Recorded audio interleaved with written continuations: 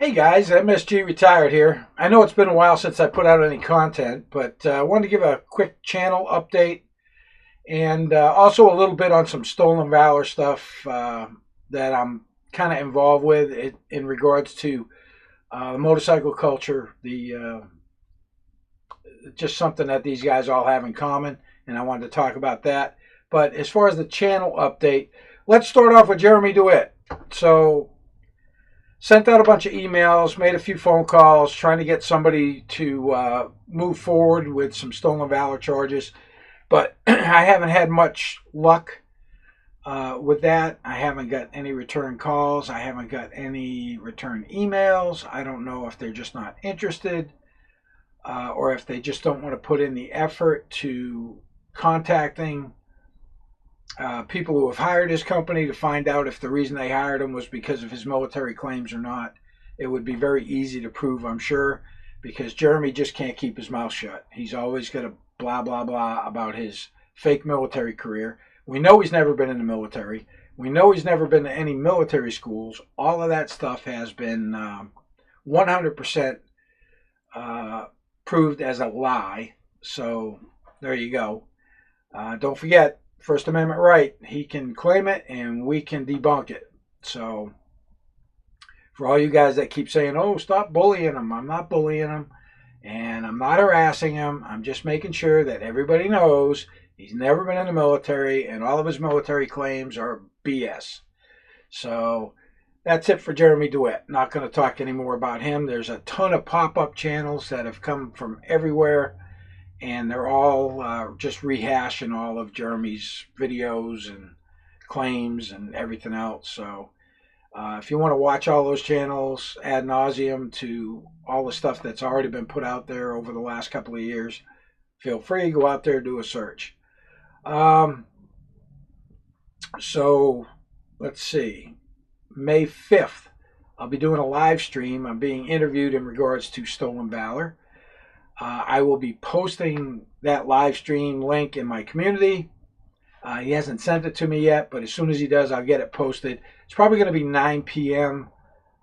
Eastern Time on May 5th, which is Wednesday, a couple days from now. So that should be interesting.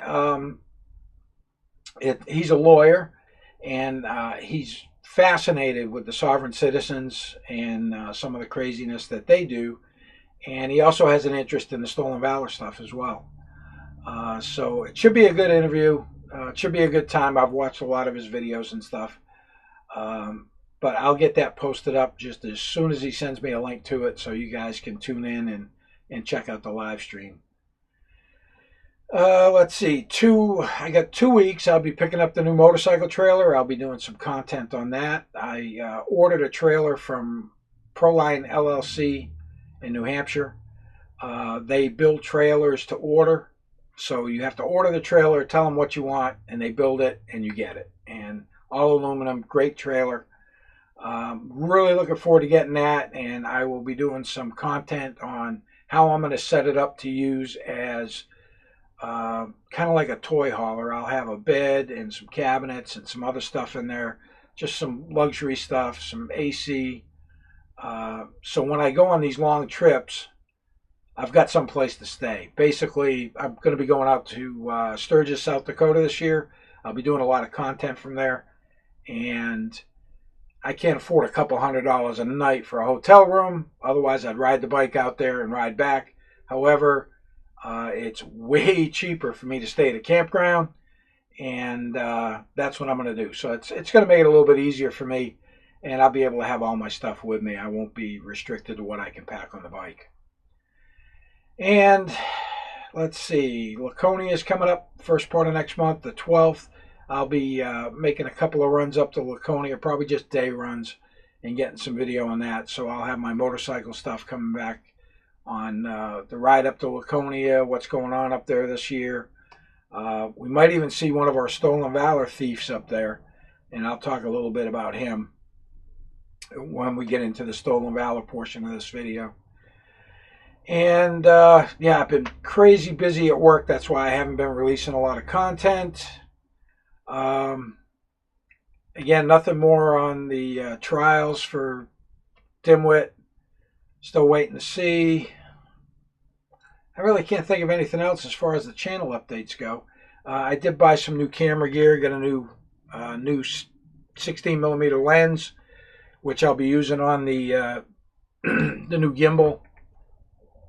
So it's going to make my motovlogs a lot nicer when I'm walking down the street, and I'll be able to get some good content. And all right, that's pretty much it for the channel updates. And we're going to roll into some Stolen Valor stuff. Okay, let's get into some Stolen Valor stuff.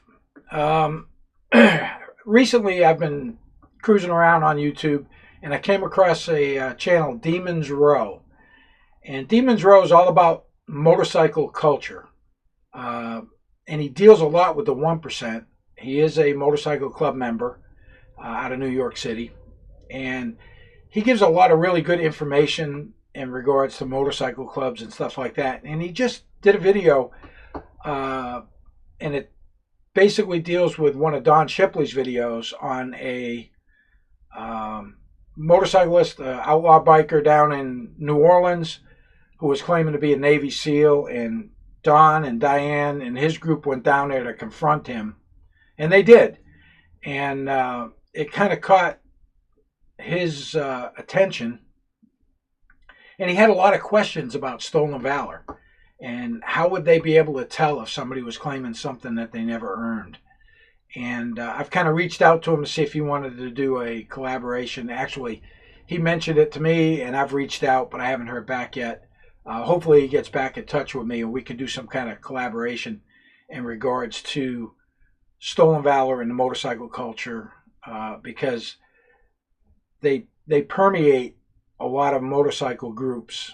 Not so, I don't think so much in the 1% motorcycle clubs, but more so your American Legion riders, your VFW riders, other riding clubs, but not so much into the 1% stuff, or maybe some of the veterans motorcycle clubs, the Leathernecks or U.S. Veterans MC, just due to the vetting.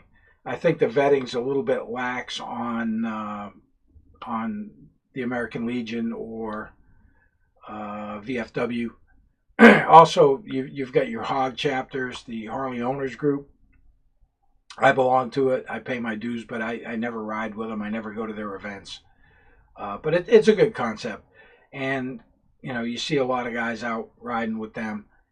I put together a little slideshow. I'll just let that run.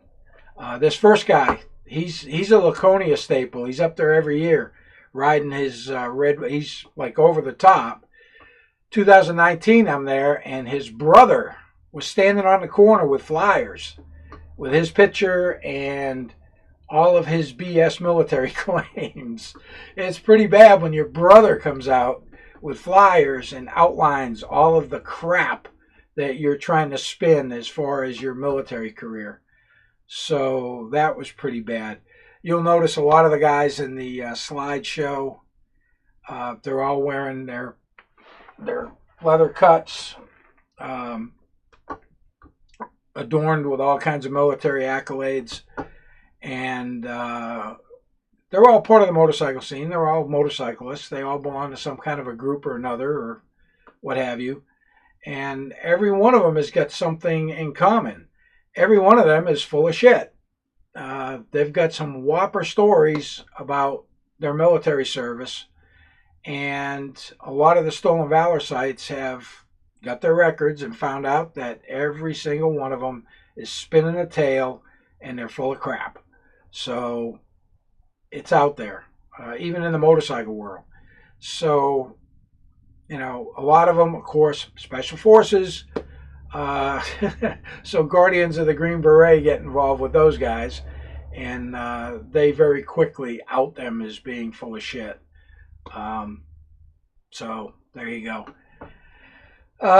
So like I said, maybe I'll run into this guy up at Laconia this year, and I can do a little interview with him and confront him on some of his military claims, because like I said, his brother's out there with flyers saying that he's full of crap.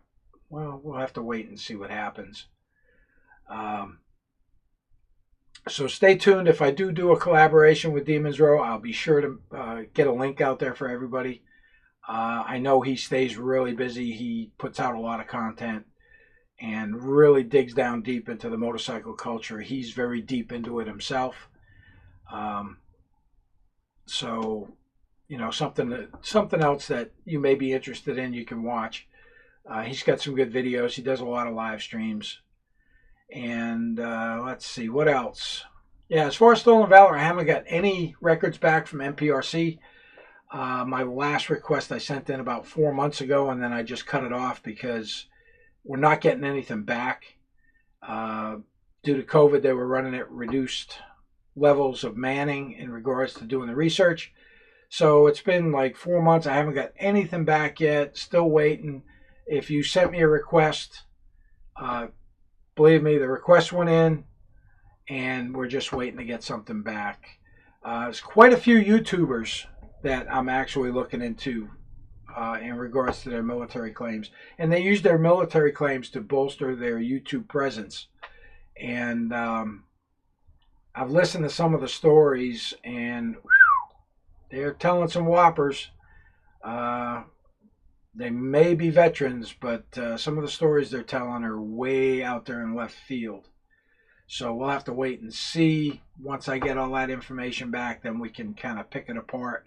And once I get their records back, we'll be able to definitely pick it apart and pick out the lies from the truths, which, of course, the First Amendment allows us to do it. It's their First Amendment right to go out there, play dress up, and lie. And it's also our First Amendment right to go out there and tell the truth.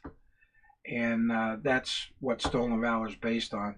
Unless they're receiving some type of monetary compensation, whether it be money, property, or some other tangible benefit that can be proven, and then they can be charged. Most states have their own Stolen Valor laws that they can be charged under, or you have the federal statute, Stolen Valor Act of 2013, that they can be charged under. Year in jail, $1,000 fine.